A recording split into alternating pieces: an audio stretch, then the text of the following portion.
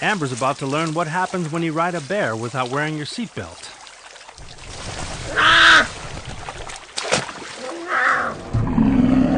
This is Chinook. Sky's found herself driven to a remote, unfamiliar area. She runs, hoping to find safety. He takes off after them. Chinook is much stronger than Sky, but she'll fight with everything she's got to give her cubs a chance to escape.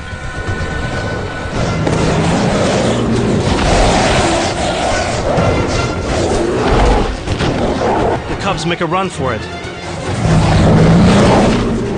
Sky tries to lead him away, but instead of following her, Chinook heads straight for the cubs. He knows they can't have gotten far.